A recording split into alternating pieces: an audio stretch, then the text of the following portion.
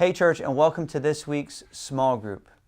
Now this last Sunday we asked the question, how can we access the power of the Holy Spirit?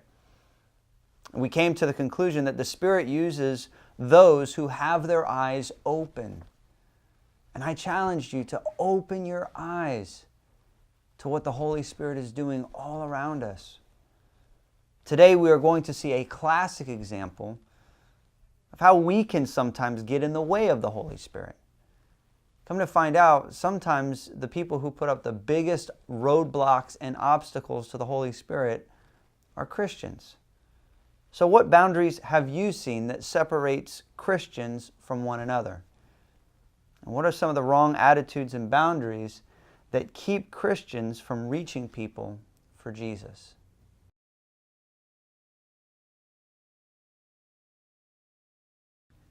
You know, working for a church for 10 years, I saw Christians who got distracted by stuff that just didn't matter.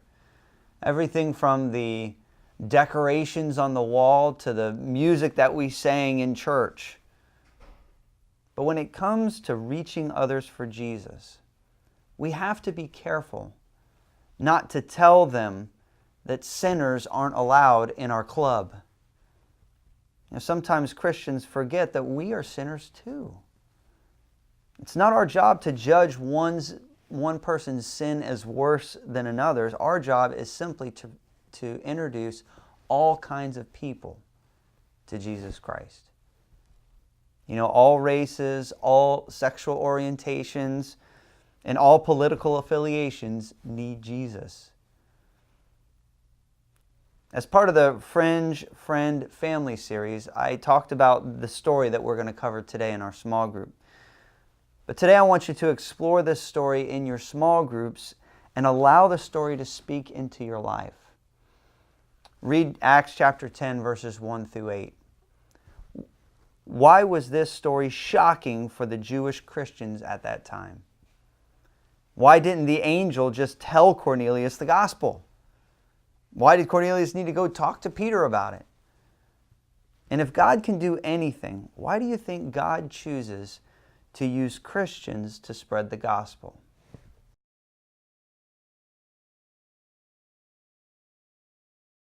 So this story was shocking for Jewish Christians because Gentiles were not supposed to be a part of the club, man. They weren't allowed to be Christians up until this point. You know, what I find interesting is that the angel didn't tell Cornelius the gospel while he was there. You see, that's our job. That's not the angel's job. We were created in his image to represent him in this world.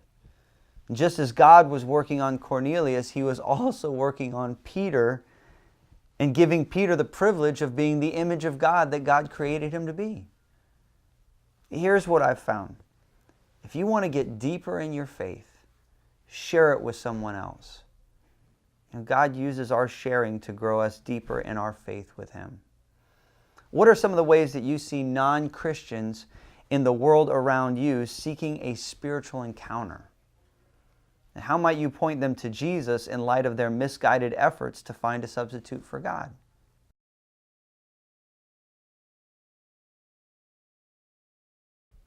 Next, let's see how God was simultaneously working on Peter. Read Acts chapter 10, verses 9 through 16. What are some ways God has surprised you or disrupted your expectations? How should we reconcile the details of this story with the truth that God never changes? And what traditions might we need to reject or hold too loosely so that we don't call impure what God has made clean?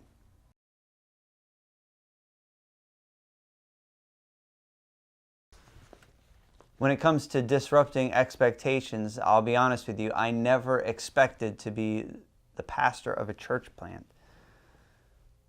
But I'm so glad that he did that in my life. Now, I want you to know that God never changes. Even though he told the Israelites in the Old Testament law not to eat certain foods, and now he was telling Peter that it was okay. It's what we call progressive revelation. You see, God taught the people what was important to them at that time. In the Old Testament, He was calling His people to be holy as He was holy. He was calling them to be set apart. And He wanted them to be set apart from the surrounding people because He knew that the Israelites would fall into their ways.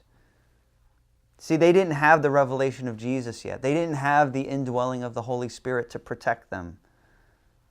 But now that we have Jesus and we have the Holy Spirit, those parts of the Old Testament law are no longer necessary. In fact, they would hinder us from our mission.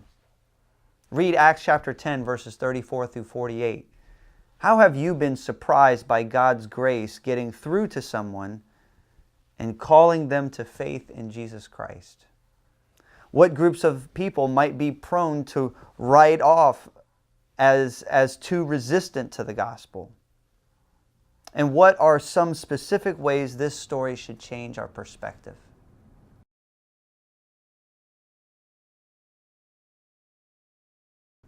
Finally, I want you to close in prayer.